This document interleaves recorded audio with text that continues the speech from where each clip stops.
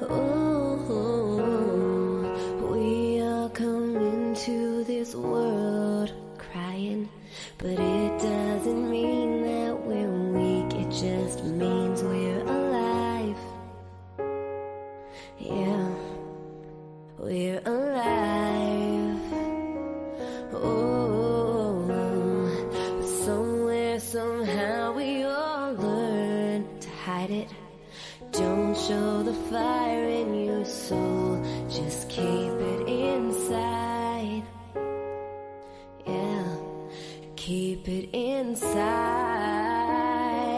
Oh, hiding away in the darkness.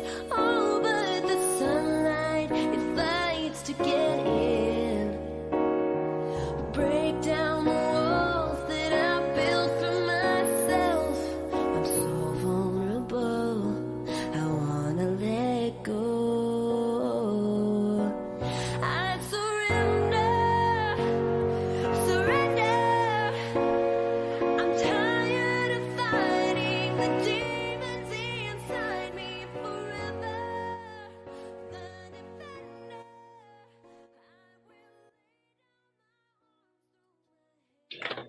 Hello, everybody. Hello, hello.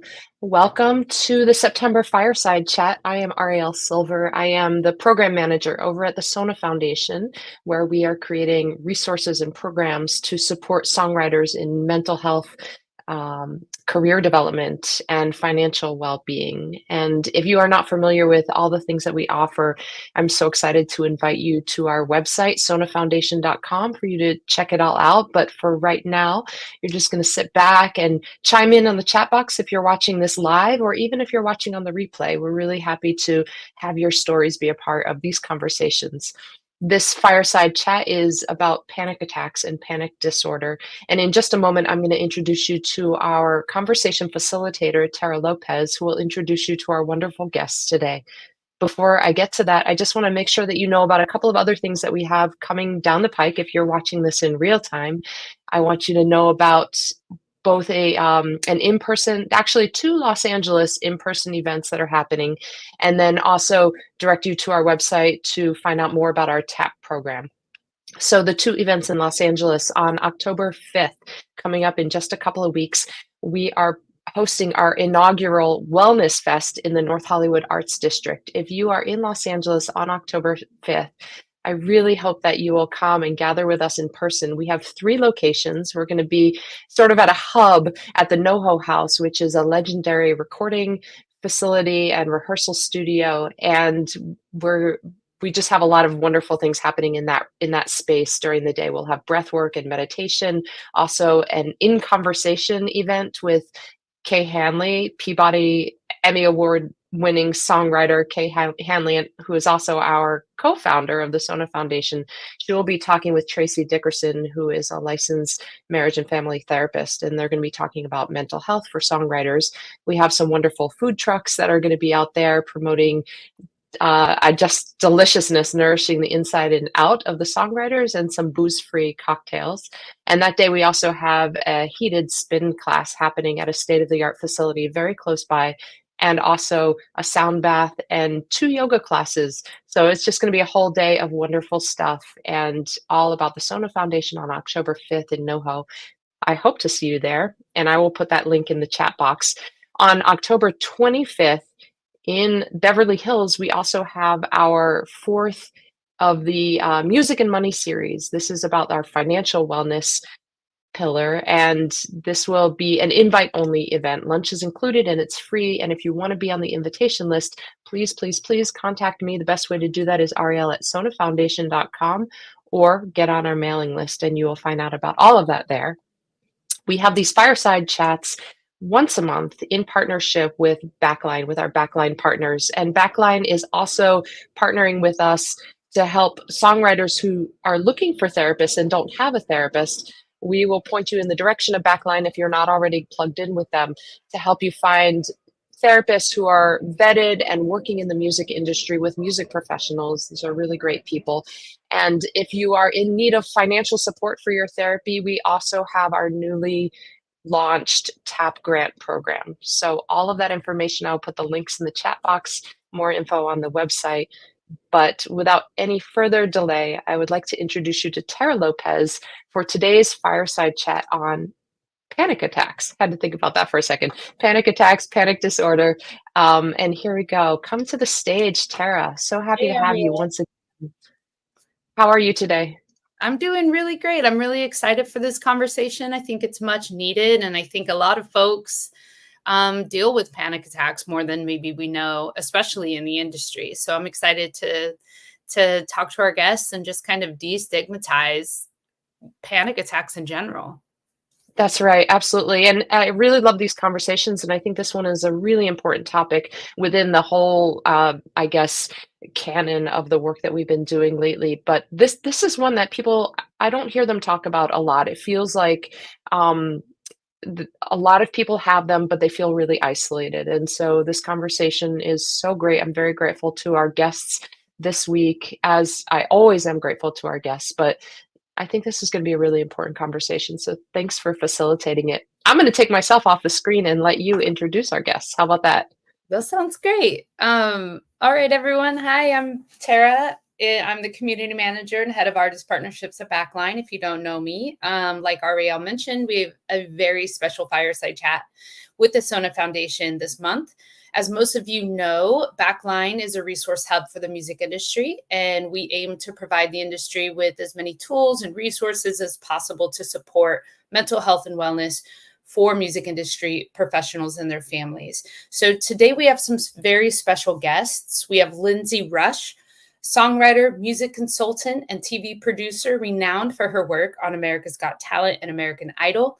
She started her career as a touring and recording artist alongside some legendary musicians, Pat Benatar, The Bangles, Joe Cocker, and many more. She's also co-produced songs for Sabrina Carpenter and discovered artists Drake Milligan, Chapel Hart, and even more. So also her advocacy for mental health awareness and ending the stigma around mental health has been recognized by Mental Health America. So very, very excited to have Lindsay here. We also have Hannah Avison, a #1 charting songwriter, creator, and music activist herself. She's collaborated with a wide spectrum of artists, Marshmello, Fletcher, Jordan Sparks, and many, many more. Hannah is a passionate advocate for fairness and safety within the music industry through her work with the 100 Percenters, where she leads community outreach efforts. So excited to have Hannah as well. And lastly, we have Backline Clinical Director, Ari Jacobson, familiar face. Ari is instrumental in growing Backline's clinical network of vetted mental health professionals in our efforts to provide mental health and wellness care to music industry professionals and their families. As always, Ariel is going to be moderating the chat box, so please feel free to leave your comments, thoughts, where you're tuning in from, and we will get started. Hey, Hannah, how's it going? Good. Hey, how are you? Hey, Lindsay, I'm doing great. Thank you all so much for joining us for this conversation. Super, super important conversation, and for helping us end the stigma around panic attacks. First off, I want to start the conversation off with, how are you doing today? I was like, I'll jump in. I'm doing fantastic. I'm very excited to have this conversation today because also within the past 24 hours, the music industry has really shown its teeth. And so I am experiencing a day of feeling my nervous system a little engaged, I guess, like a little flared up. And so if anything, this has just brought me to a place of gratitude where I do get to talk about this experience, and hopefully someone listening will feel a little bit less alone in that experience. Thank you so much, Hannah, for sharing. Lindsay, how are you doing today? I'm happy to be here. Thank you for that. I'm not quite feeling quite as chipper as Hannah is, maybe, but my panic attacks have kept me up for the last night and a half. So I'm doing the sentence putting together right now. So yeah, I'm working on it, but I'm mostly good. How are you? Thank you so much for being so honest about how you are both doing. I think that's what we love here, is holding this safer space for folks to be able to kind of just, share how they're feeling, and also let folks know that are watching, like, you are not alone, like Hannah was saying, that this is a very real, uh, you know, reality for many songwriters and many creators dealing with panic attacks. And I think what I'd love to do is have Ari start off the conversation with a breathing exercise, a grounding technique, something that folks can do when they're experiencing, an onset of a panic attack, or just need a breather in the studio before they step on stage, or just, everyday life experiences. So, Ari, if you wouldn't mind taking us through a breathing exercise and grounding technique, that'd be awesome. Yeah, sure, absolutely. I'm going to share just a very simple box breathing technique and a five senses grounding technique. These are the two that anyone who has ever come through my office and just needs an immediate basic starting point for how to address some panic attacks or even just some overarching anxiety. These are what I believe is just the most simple, but yet also some very effective ones. And then I always preface that as you hear from these should be catered to address things that you feel are going to better help you. So if you need to tweak it a little bit to better relate to your anxiety or your symptoms, then that's something you should do. This is really just a basic ground framework for what we can do. So to start off, I just encourage everybody to find a comfortable position. Sit up straight. Usually it's best to have your feet on the ground, your hands either hanging next to you or sitting on your lap. Relax your shoulders and just kind of feel yourself kind of relaxing, however that might feel right now. If you're feeling highly anxious, you might not feel very relaxed, but I usually encourage you to close your eyes and just start breathing as normally or as regularly as you feel you can. What we're going to do is we're going to start off, and everything is going to be in a 4 count. So we're going to breathe in for 4 seconds, hold for 4 seconds, exhale for 4 seconds, hold again for 4 seconds, and we're going to repeat that 3 times. So we're going to start off by breathing. So let's do this together. So let's take a deep breath. Inhale for 1, 2, 3, 4. Now hold it at the top of your breath for 1, 2, 3, 4. Keep it gentle. Don't tense up. We're going to exhale very slowly. 1, 2, 3, 4. And now hold it again. 1, 2, 3, 4. We're going to do this 2 more times. Inhale. 1, 2, 3, 4. And hold. 2, 3, 4. Let's exhale. 2, 3, 4. Hold. 2, 3, 4. Last time. Let's take one big inhale. 1, 2, 3, 4. Hold it up top. Feel it being held. 3, 4. And we're going to release it while releasing our shoulders too. 1, 2, 3, 4. And one last time, hold it. 2, 3, 4. As you start to feel more comfortable and you start to feel a little bit relaxed, I encourage you to slowly open your eyes, gain your groundings, understand where you are, take a look around, and then start to regulate your breath back to just standard breathing.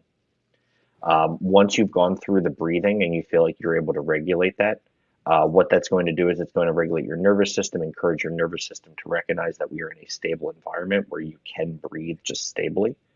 But for some people, sometimes breath work is not always just as effective when we need something a little bit more tangible. So I just want to introduce the idea of what a 5 senses grounding technique would be. And I do it in the 5, 4, 3, 2, 1 format. And we won't go through every single thing here. I'm just going to kind of explain, and I encourage everybody maybe to just try one thing for each part. So you start off in this by always doing 3 to 4 rounds of that deep breathing just to regulate your breath. Then once you open your eyes, I usually encourage people to take a look around and find 5 things that you can see. So maybe you notice I see a window, I see a leaf, I see a calculator sitting on my table, amongst other things. Once you've been able to identify 5 things that you can see, now we're going to look for 4 things that we can touch. So you might be able to touch your legs. If you touch your legs, I usually encourage you to feel the touch of your legs, both on your hands and your legs. So try and notice the touch from different sides. Once we go through our touch, then we're going to look for 3 things that we can hear. So I can hear right now the feedback in my headphones. I also know that somebody is mowing the lawn. So starting to find some things that are around you. Lastly, we're going to look for 2 things that we can smell. Smell can be something significant or distinct. It might also just be nothing. So right now, I don't have any significant smells in my nostrils, but it's recognizing that there is no smell, and that is also part of things that you're noticing. And then the last thing, this is the one that you don't always have the possibility to, but one thing that you can taste, whether it's a cup of coffee, water, the saliva that's in your mouth. If you're still, after all this, still feeling rather heightened, I encourage trying to taste something like big red gum or something that's spicy to whatever you can tolerate, just to activate some of your senses, because the goal is to bring your focus onto whatever it is that you are focusing on and not whatever it is that's causing the anxiety. But those are just 2 very quick and easy starts. Those are things that you can find on YouTube, you can find on Google, you can find plenty of places. You'll find different variations of it that usually can better support the things that you need. Thank you so much, Ari. I want every meeting to start with a box breathing and the 5 senses technique. I'm very, very calm and ready for this conversation. So let's just start it off. Lindsay and Hannah, can you describe your first experience with a panic attack? Maybe Lindsay, will have you go first. Sure, I love going first. Okay. This is an awesome position to put a person with panic disorder in, by the way. Thank you. Just kidding. Actually, yeah. My very first panic attack. My hands are going numb right now thinking about it. Well, so okay. First of all, this is the first time I've ever spoken publicly about my mental health at all. I spend most of all of my life with almost everyone pretending I'm like normal and nothing's wrong, and like I think probably we all do. But anyway, the question was my first panic attack. So I'm gonna stop avoiding it. Actually, Cara Dioguardi had just put out a book called A Hell of a High Note, and I was Pat Benatar's assistant and opening act at the time, and Pat had just put out her memoir also on HarperCollins, and so I got an advance copy, which I was extremely excited about. Cara has always been just like a huge inspiration, a huge influence on me in a lot of ways, and so I had no reason to think this would not be the great experience I had been waiting for. But I don't remember what it was, but I read something. I got to some point, probably some major accomplishment she had achieved by some age that I was like nearing, and I couldn't breathe, and ran into the bathroom in my apartment, and had a roommate at the time, and I didn't say anything. I didn't know what was going on, and I blacked out completely, and I woke up on the bathroom floor, and so I think it feels like it's always the thing that can save us. The strongest strengths are the strongest weaknesses, and the things that save us can also destroy us, but that's a very extreme. There's a gray area. I've learned that by being in therapy a lot, but yeah, that was my first one. Thank you, Cara. No, it's a good book. You should pick it up. It's called A Hell of a High Note, and it won't give you a panic attack. It only gives you Thank you so much, Lindsay, for sharing that. And also, if at any point you like, and this goes for everyone, if you're feeling a little overwhelmed or not wanting to answer a question, just let us know. This is a safe space, and I get it. I personally also deal with panic attacks, and like you were saying, Lindsay, sometimes they can be triggered very just for no reason or for reason. So When it's not, I think it's the most frustrating because I didn't know what it was, but my tongue is going numb. This is a whole thing. It's a whole thing. And by the way, this is London Bridget. She doesn't look like much, but she is my 8-pound legal emotional support animal. So she is in this meeting with us. And she knows what to do when I have a panic attack, and it's pretty amazing. But yeah, it's like the ones that come without a trigger or without a trigger you can kind of put your finger on are scary and frustrating, I think, more, at least for me, because it's like, well, if this can happen now for no reason, apparently it can happen absolutely anywhere, and it does. It has. Yeah. Hannah, does any of that resonate with you for your first experience with panic attacks? Absolutely. And Lindsay, thank you so much for sharing. I know this is not easy to talk about because, like you said, we go through life masking and feeling like we're disappointing people if we're not always at a 100% space. Or that they might think that we won't be able to come through for them randomly at some point, and so nobody's allowed to know. Absolutely. My first panic attack was brought on by a traumatic family experience. I was already an adult at this point. I actually had kind of gone through life being like, I, made it through feeling very stable and I don't have any of these things. And then all of a sudden, one day that was different. With my personal family traumatic experience, after the point of, everything being revealed, I started waking up in fight or flight, just like waking up with my heart pounding, sometimes crying, feeling like I was in an emergency situation. And if you live in California and you've ever woken up from an earthquake happening, that experience of your heart is beating really fast. You can't catch your breath. I've had moments of kind of losing things are starting to get a little black in my vision. And I remember I was speaking to this family member once, and I had been doing everything I could to keep up with this new experience. I'd been having panic attacks and anxiety with a therapist. And this person who I do still very much love, they weren't really respecting the boundaries I had put down, to the point of sending a book to explain a situation which wasn't even the situation. And I had asked them not to. And I came home to see that book on my front door step. And it triggered me. And this was the first time I would say it wasn't a fight or flight, middle of the night wake up. It was I've been living my life all day long, and all of a sudden now I'm sweaty and I can't catch my breath, and my heart is beating super fast, and the world is getting a little dizzy, and I'm having a hard time speaking, and I'm on the phone with this person. And so I am just going into circles, and it was just such an awful experience, because I think that one of the solaces I have in my life is control over my body. When you have anxiety, it is a lack of control. And so when you don't have control over your body, that is just the ultimate scary experience. Thank you so much, Hannah, for sharing that.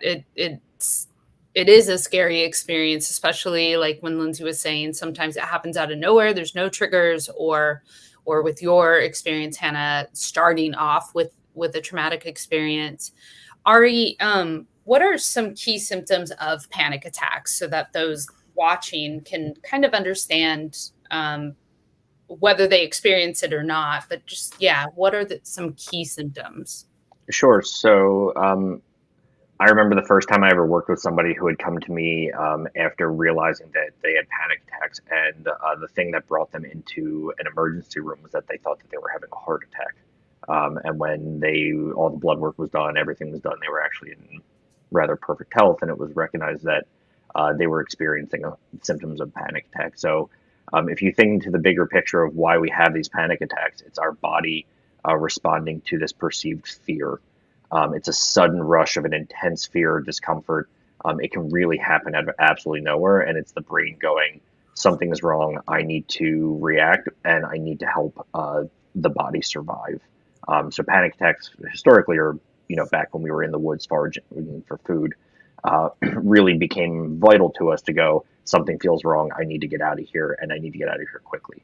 So in terms of that fight or flight mode, to allow us to be able to flight and to run from whatever perceived danger, your eyes are going to dilate. You're going to start to breathe heavy. You're going to start to sweat.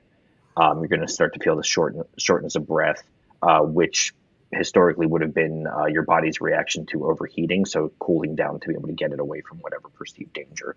Now, as we've learned to kind of sit in them and we don't have these bigger perceived dangers, you might also start to feel the chest pain, dizzy or a little bit detached. It's just very different than something like a generalized anxiety that's going to come gradually. You might walk in and go, I feel a little off, something's starting to build, I'm definitely getting anxious. Where panic attack, as both Lindsay and Hannah kind of mentioned, you might be sitting around just fine 1 second, then all of a sudden go, oh my gosh, my heart's starting to race and I don't know how to manage this. And panic attacks, if they're not addressed, tend to only last about 10 to 12 minutes if you just kind of sit in them and let them run its course. But if you think about, we've been talking now for about 26 minutes, 10 to 12 minutes can be a really long time to sit in discomfort. So people just kind of, it's hard to just sit sometimes and just allow yourself to feel what you're feeling and not try and address it or interact with it. And also, I mean, in the music industry, we are a whole bunch of overachievers and go-getters. And so I'm not saying that nobody's got generalized anxiety, and I'm also not minimizing that at all. Mm-hmm. But I am saying that, I mean, we kind of tend to go for it. You go big or you go home. You want your single debuting at number 1, not 62. And I've never really had generalized anxiety. I just go straight to like vomiting, honestly, in the middle of the night.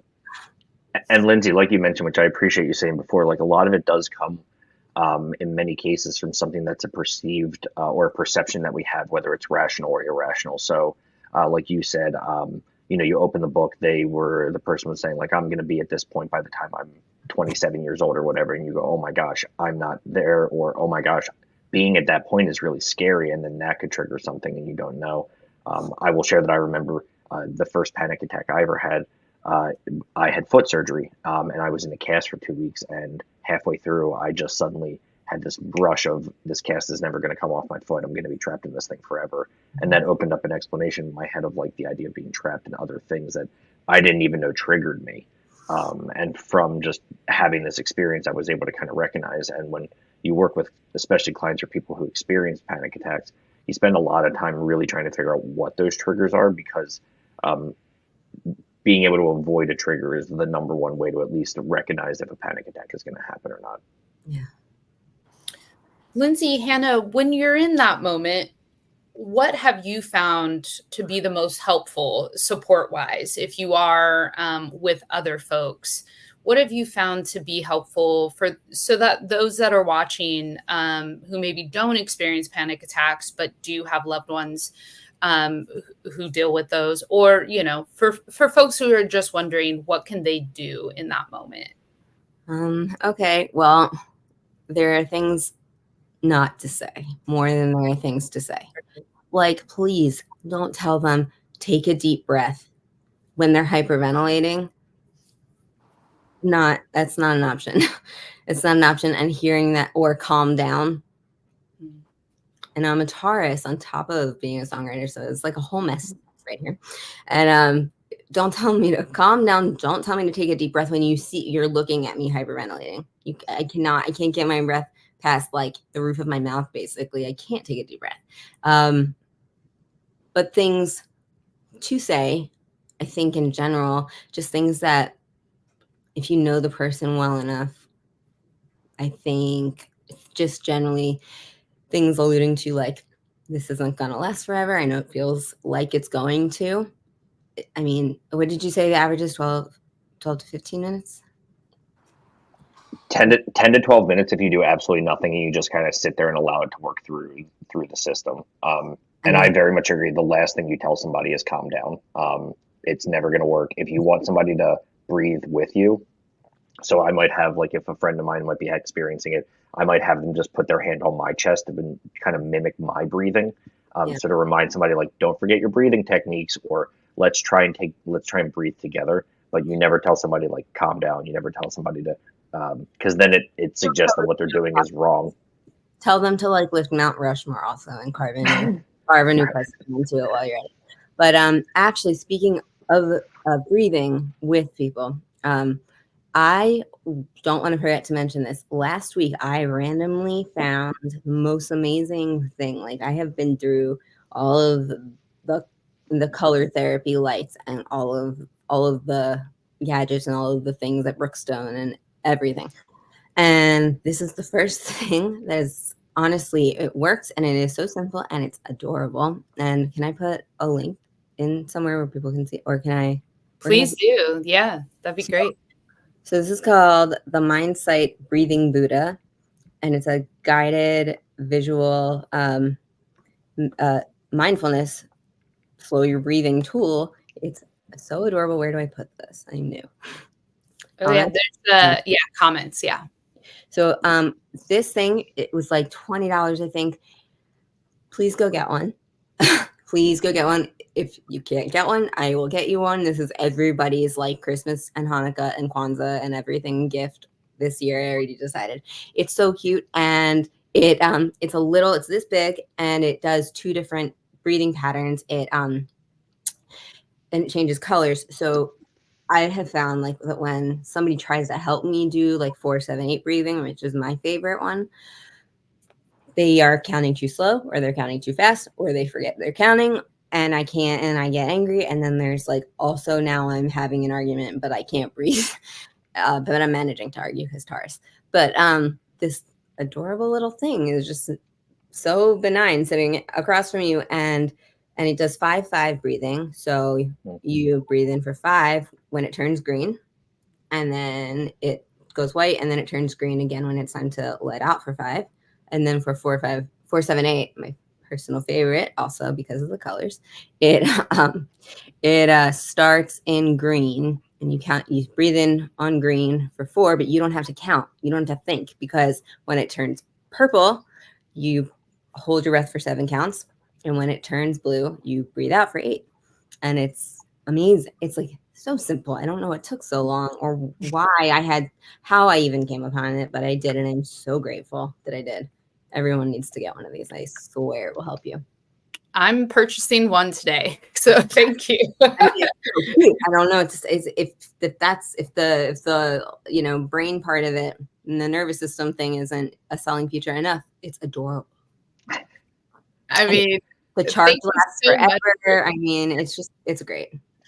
Thank you so much for sharing that. I'm very, very excited to check that out. Hannah, what about you? When you're experiencing a panic attack, what is most helpful for those around you, or what is not helpful? Absolutely. And by the way, sounds like a great tool. Love that you're able to share that with everybody. Like people, one size doesn't fit all. And so for me personally, I'm very like, affirmations and touch are actually really great for me. They kind of make me feel grounded in that moment when I feel like, everything is falling down. So even just like someone holding my hand or, touching my knee. But of course, this is all going to be person to person. If you have people like a significant other or a roommate or friends you're around a lot, if you have a discussion maybe ahead of time in case of emergency kind of thing, like, hey, when this happens, please don't say this, because I agree. That's nothing like being made to feel like you're the problem when you're just trying to catch your breath. But setting something up ahead of time in order to have that plan of action is so helpful. And that way you don't have to tell someone in the moment when you actually just need the assistance. Another tool for myself is, and mind you, I deal with generalized anxiety. So a lot of this is that as well.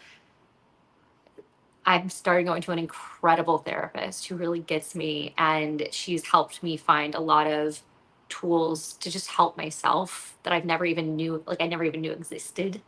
And that's been incredible. And just when you have anxiety, it's like the unknown that is kind of scary. And just her breaking things down for me and helping me process has been great on my journey in general. Love that. Love that. Well, I mean, we're songwriters here. So I would love to know, are there any particular songs that have helped you or that do help you when you're feeling the onset of a panic attack or just an anxiety in general? I'm pulling up my playlist. I have a playlist called Songs That Understand Me. It's mostly Sia. I love that. But let me see, where is it? It's down here. Maria Mena. Anybody who's not familiar, is anybody here familiar? Maria Mena? Oh my God, you guys, no wonder you're having panic attacks. You need Maria Mena. Totally kidding. I make jokes to make light because I am anxious being here. But anyway, Maria Mena is Norwegian, and she is she's a songwriter. Like she had 1.5 singles in the US in 2004, but they were too artsy and people didn't hook onto them.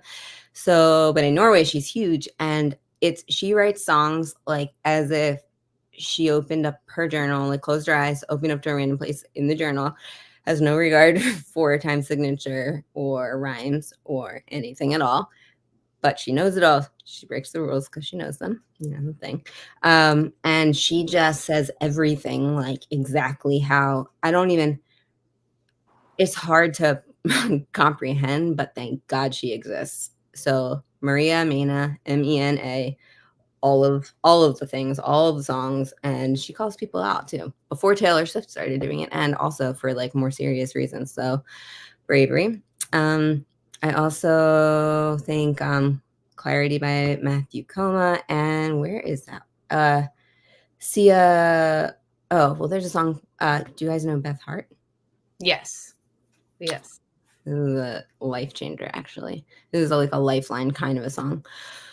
Sorry, I'm trying to there it is. So Beth Hart is a singer-songwriter, and she's got an incredible voice. She's had a pretty long career, but off and on, because the off was when she was in rehab. And she wrote a song shortly after getting out of rehab called Like You and Everyone Else. And the whole song, you can tell that it's a person who's writing in hindsight, because it is impossible for any human being. I don't care who you are. It's impossible for any human being to reflect on something while you're going through it physically, emotionally, and mentally. And also by surprise, which is the fun part. It's so fun. I hate and so this song is about, literally, she says, I hiding the face. I don't want you to see, trying to making a mess of myself, trying to be like you and everyone else. The pills make me sane, but they don't make me better. And so Beth Hart, you will not be sorry. I swear this might save you the next time you're having trouble breathing. You can't help, she's such a belter, and you just need to belt with her, and then I guess your breath is back if you're doing that. So success. I can't wait to listen to that. Hannah, what about you? I don't particularly have a panic attack playlist. I definitely have key songs when I'm feeling a certain way, whether that is anxious, whether that is nervous. Whenever I need to be reminded that I'm that, I don't know if I'm allowed to curse on here, but that. So I play those songs to kind of hype myself up. Or if someone hurts me, I'll kind of play the same stuff just to try to get back into the mindset of I am my most confident, capable self. And so Pretty Girl Rock, my name is Carrie and I'm so very, how do you not feel the most in control person when that's playing? So for me, there are a few pivotal songs. I actually, and I think that's the reason that I was asked to speak today, is I do have a song out that I wrote about my own panic attacks with a DJ duo called Diviners. And it's called Monster, and it's literally just describing the experience of a panic attack and like the changes in your body. And the hook is my body's making me a monster. And it's like a very belty song. And that song was written in like 20 minutes, end of a session for another artist. And the producer just played a track, and I was like, let me jump on the mic. And it all just came out. So whereas I don't know if I have listened to panic attack songs, I've definitely written one. And I think that when you're experiencing something so often as a songwriter, sometimes the feelings just pour out. And it was so necessary for me to have that. And every time I get to sing it on stage, I make everyone sing it with me just to like get out their feelings. Oh, I love that. I love that you were able to turn that kind of experience into something that you can, sing every night and kind of just feel empowered. And empowering, that's like, you're empowering people, which helps you when like you're going to heaven.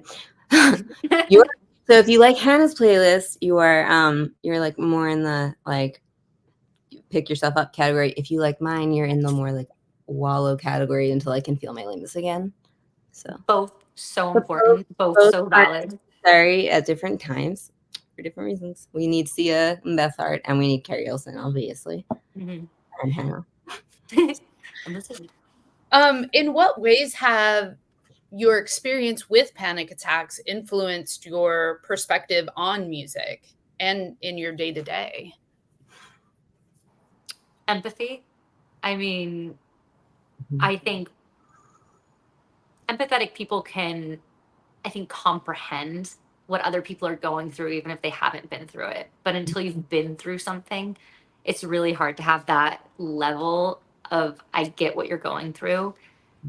And with the music industry, beyond just being stressful because you're putting yourself out there every single day for rejection, it's still the Wild West. There's still a lot of stuff out there that's not okay. And so there's just constantly these triggers. And so, it's made me way more empathetic to people's situations when navigating this. And I'm very much always like, I've become like the big sister in every room because I know so much is going on all the time. It reminds me to ask people, how are you, on days where my brain just can't stop moving. Yeah. Yes, definitely. Yeah, definitely. I'm a more empathetic person for it. And you can know the difference, like according to the OED, you can know the difference between empathy and sympathy, but until you really know something, you don't really know empathy. And it's important to know the difference, because the other thing is that when you have any mental health struggle, I think on some levels we can relate in a lot of ways, and we can support each other. But one of the most important things to understand altogether is that it is absolutely impossible to completely understand anybody else's experience 100%. There's a quote that to fully know a person, swim in the water that drowned them. But that's not life. That's an idiom, and they're helpful, especially to us songwriters. But knowing, acknowledging that you can understand, and then you can appreciate, and you can support a person in a very special, important, powerful, unique way through their moment, whatever is happening. Knowing right off that you're never gonna you acknowledge, I don't completely understand, because I am only seeing the end result of something that's obviously been brewing, whether they even knew it or not. So empathy, yes, and compassion, and that I'm a walking fortune cookie, and I'm sorry, but I think that's why I started writing songs when I was 7. I needed like somewhere to put the fortunes. But the other thing is like, what was it? I just lost my brilliant quote. Just gonna paraphrase this because there's so many versions, but everybody's fighting a battle you know nothing about. So be kind. Just be kind. Just assume assume that everyone has something going on and it's relative. It's not a competition, and you don't have to know for a fact, and you don't have to know any details. You just have to know that most likely the person here I go again, the person with the biggest smile is often suffering the worst. So, yeah. That's so important to remember, especially in an industry that does kind of feed off of competition, right? But to really remind yourself that we're all experiencing life and the highs and lows of it, and to assume that that is true and to be kind. That's so important to remember.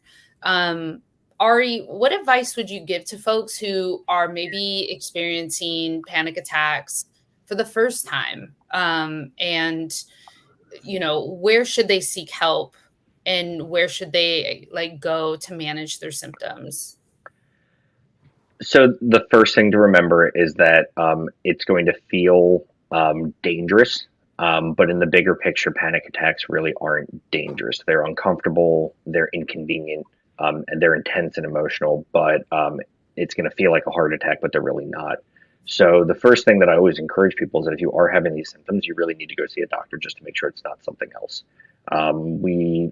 Anxiety and other physical symptoms can look very much hand in hand, and sometimes getting a diagnosis and just knowing what you're struggling with is really half the battle. So that way you can address it properly. Learn to not fight it. Even in this conversation, one of the things that we've all been kind of mentioning is that when they start to happen, it's learning how to adjust with them and react with them and not just end them right then and there, because we can learn to control our panic attacks, but putting an end to them right now is not a skill that people tend to develop immediately. It's something you develop over lots of time and practice. And then, like you said, Tara, get support. Reach out, find a therapist. If the first therapist isn't good, find another. There's resources out there. Yeah, there's resources out there to help you find somebody who's better for you. And specializing, you find that a lot of people say oh yeah, I work with anxiety and depression, and that's great as a provider, but there's a real specialty in working with something like panic attacks. So you want to make sure that the person that you're seeing really truly understands it. But then also on the client side, I encourage people to realize that if you're coming to therapy for something like panic attacks, you're probably going to get some homework. You're probably going to get some tasks to try off at home, just because I can give you 1,000 resources today about how to handle a panic attack, but nothing is going to work until you actually sit and practice them. So I encourage people take an hour a day just to practice some deep breathing, or search YouTube and find a really great grounding technique that works for you. Because as we mentioned, I've tried a lot of YouTube videos that are really encouraged, and people have told me how wonderful they are, and I just can't stand the person's voice, or they're talking way too slow for me, or there's weird music in the background that makes me uncomfortable. And that's fine. That's just not for you. But if you're at a point where you believe that nothing out there exists, then you're just not looking in the right places, and finding somebody like us at Backline, or friends who have gone through this, or spending a little bit of time finding, the depths of YouTube and seeing what exists. There's some really incredible resources out there that are free, digestible, and really easy to understand and implement. And then now with cell phones, you can just take them on the road with you all the time. All right, I have a question for you, actually. Are you trained in exposure therapy at all? No, it is something I have worked, I went through supervision with somebody who taught me exposure therapy. It was also something when I was working in outpatient substance abuse. A version of it was kind of used in terms of getting people to who knew that they were going to be around certain substances, how to engage with it, but not also use. But then when I transitioned into mental health from substance use, I never did any more formal training with it. But it is still something that is very, very, very widely used, and been, even in the 10 plus years that I've been practicing, the way that they do exposure therapy is significantly better and more regimented and systematic, and it makes a lot more sense than it did 10 years ago. That's the thing about it, that exposure therapy is different from regular CBT to me, because CBT is a little bit of the Wild West, and can be, and exposure therapy is very methodical. There are rules, and there are guidelines, and there are things you do for certain amounts of time, and it's very regimented, and it sounds strict and scary, but it's actually just strict enough to help you.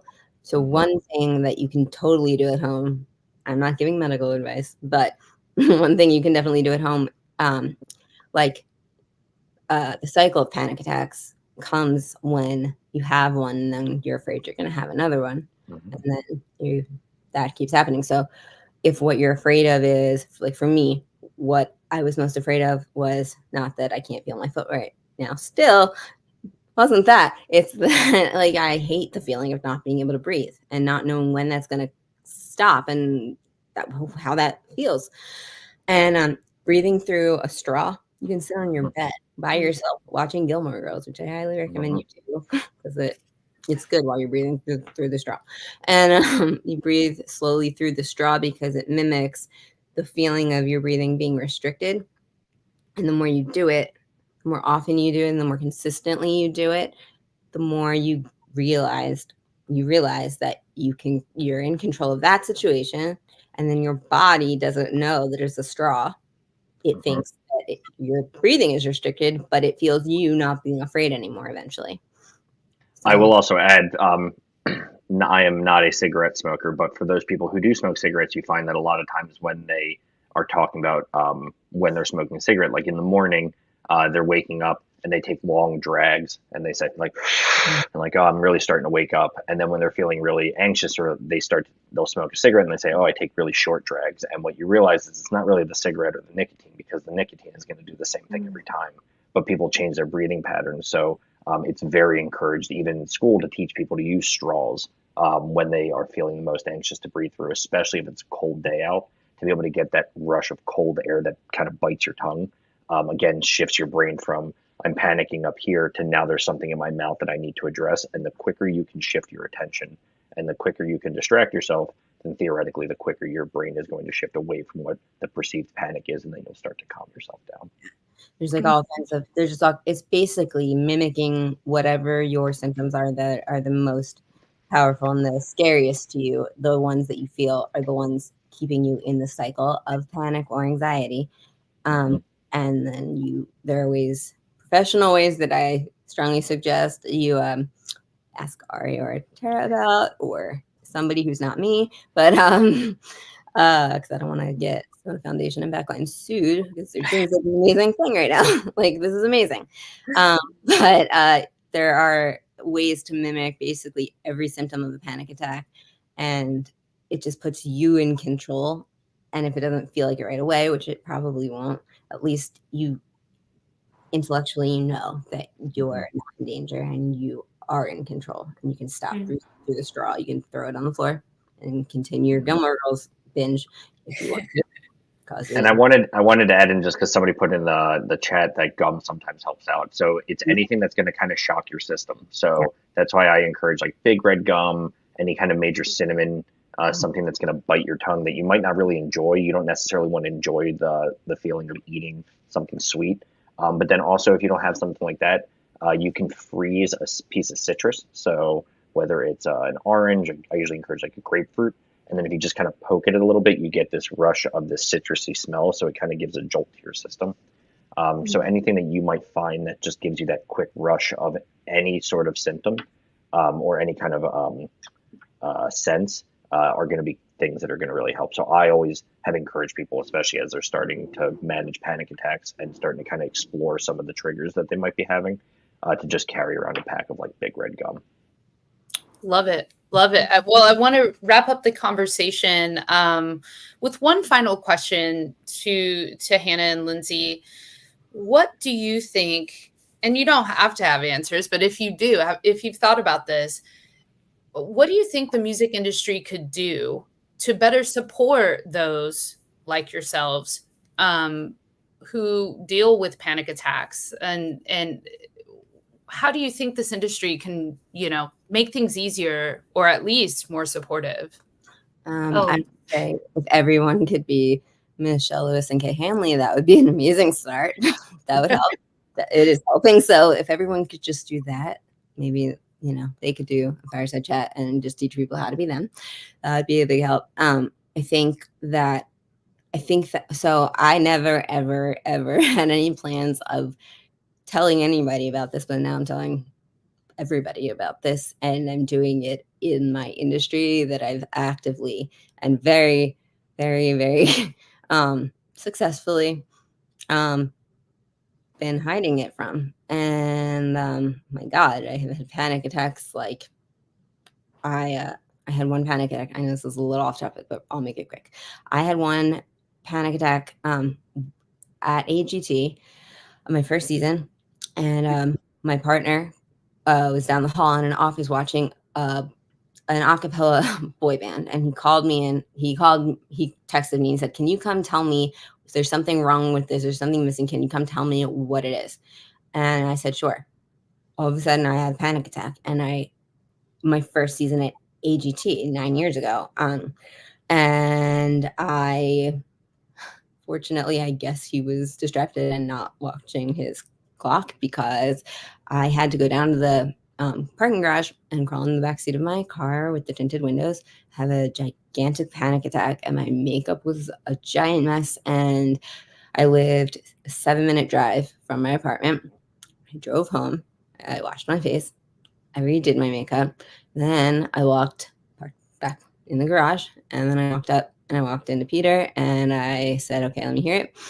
I don't think he looked right at me right away. So I said, he played me the video and I said, "Oh, tell them they need more bass." And then I walked out.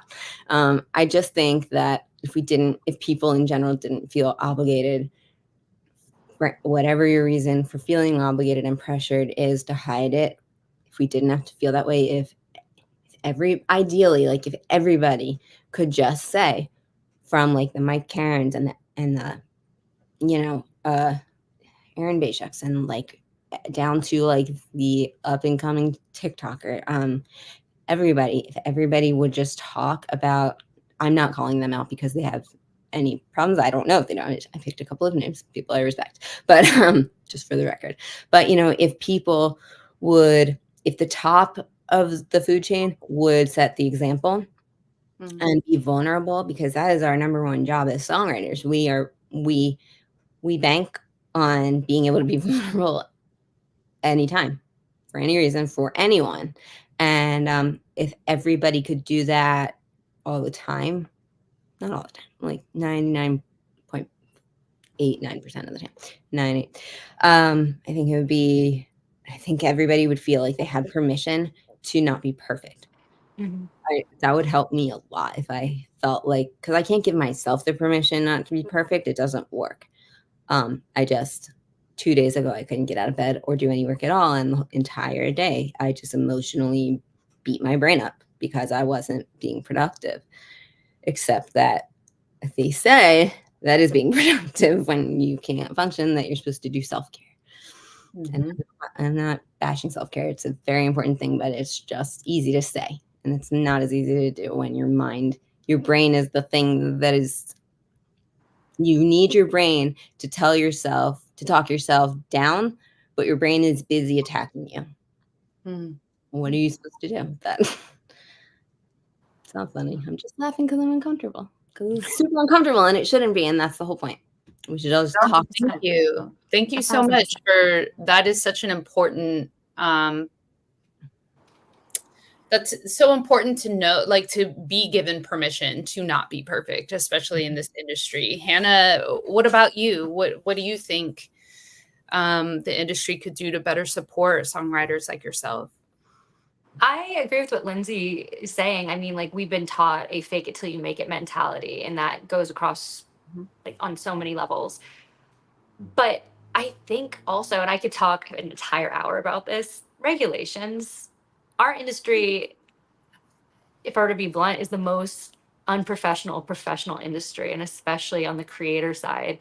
And if there were regulations that protected creators, like, I know most of my anxiety and my panic attacks, post my family trauma that really kind of brought them out of the shadows, it's because really weird deals that I've been given that are not meeting industry standards, but they're not regulations, they're just standards.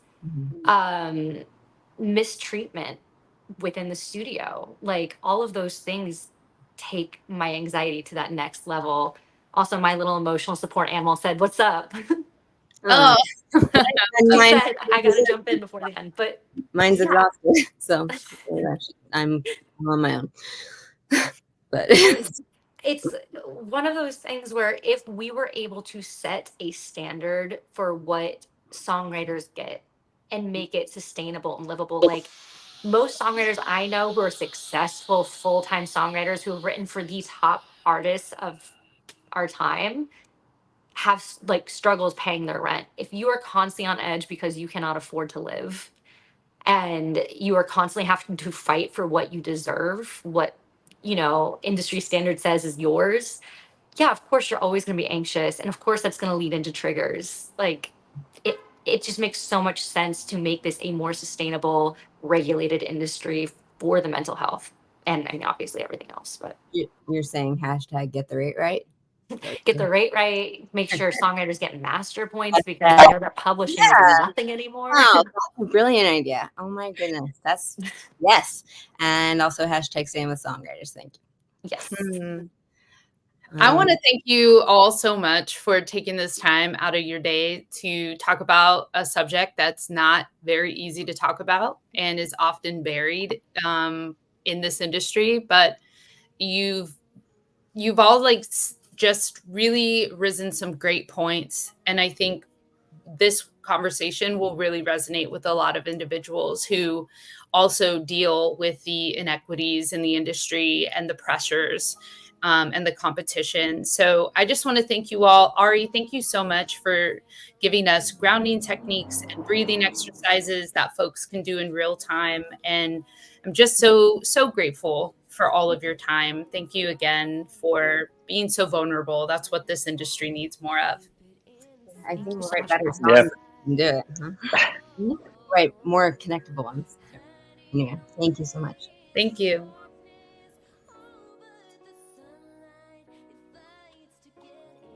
Hey, Ariel.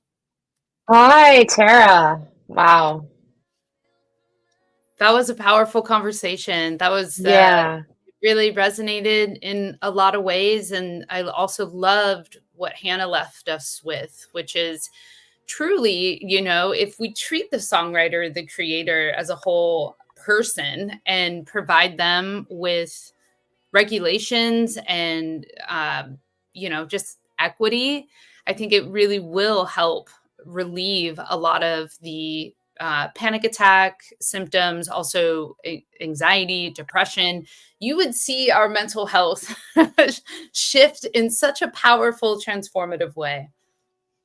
Yeah, absolutely. I mean, and that is part of why over here at the SONA Foundation, part of our work is with financial wellness and the career development. It's all part of a system. You never say to someone, well, you're healthy, but your spleen is busted. If your spleen is busted, you're not healthy. If there's one part of the whole that's not working, well, then the whole system is not working well. And, that's the relationship here that we have between the SONA Foundation and SONA, Songwriters of North America. And I know there are other organizations out there that are also working alongside SONA to, to help the industry of the songwriters. And then over here at the foundation, we're so concerned about the individual songwriter, the person. So yeah, that comment at the end, really spot on. And also to scroll back to what Lindsay said at the end, also, top down, it trickles down. And when the folks at the top who have had the most experience in the industry, but also who are the most networked, who are the most connected, who have the canopy, the top of the trees, if they're talking about, hey, the weather up here is not so great, or this is my experience, at my root system, just to continue with the tree metaphor, because hey, we're not, but I thought that was absolutely right. And, Lindsay coming on as a producer for America's Got Talent. And, it's, as we each have grown in our careers, we become those folks, not just at the starting base, maybe not at the top of the industry, but still wherever we are, there are folks that are coming in behind us. So I think that what she said really is a call to action for all of us, when we can, to show that vulnerability, to share our personal stories, to do these fireside chats. Terra, you're awesome at this. These conversations are always so great. Ari really brought a lot of information and tools to the session. I'm so grateful for both of that. Thank you so much for having us, Backline. We love our partnership together with the SONA Foundation. So Ditto. Yeah. Hey, Terra, will you throw into the chat before you split the link to Backline as well? And of course, we link to Backline in a few different places on our SONA Foundation website, but just so folks have that. And I'll put the SONA Foundation as well. And thank you so much, Terra. And I will say hi, everybody. I just wanted to give a shout out to our background music that is actually quiet now, but I'll bring it back up in a minute. That was written by our guest today, Lindsay Rush. And, it's just really set the stage with some poignant lines. And I will leave you with that. Thank you for being here, for being a part of the SONA Foundation and Backline's monthly Fireside Chat. I hope to see you next month. Please be on our mailing list to find out when they are and what the topic is. Take good.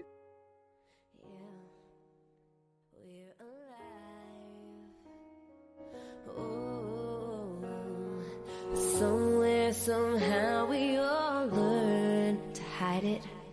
Don't show the fire in your soul, just keep it inside.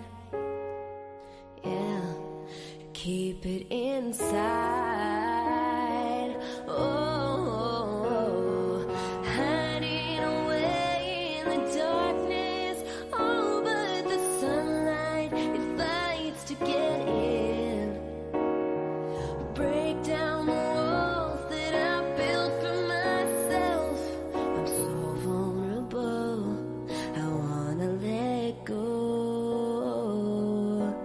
I surrender. I'm tired of fighting the demons inside me forever. The defender, I will lay down my arms, throw my hands up and say I surrender. Surrender.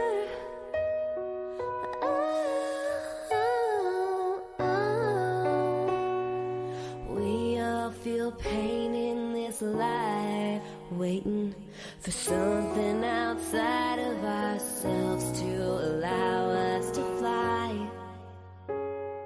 Yeah, permission to shine. Oh, but something in me is desperate for peace. I long to feel safe on my own when I turn out the light. Oh, it's darkest at night. Oh, hiding away in the shadows. Oh, but the sunlight, it fights to get in. Break down the walls that I built for myself. I'm so vulnerable, I wanna let go. I surrender. I'm tired of fighting the demons inside me forever. The defender, I will lay down my arms, throw my hands up and say I surrender. Surrender. Oh,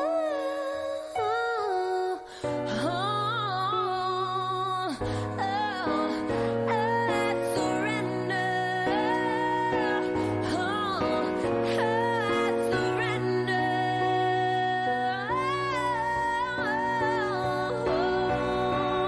I surrender. I'm tired of fighting the demons inside me forever. The defender, I will lay down my arms, throw my hands up and say I surrender. Surrender. Oh,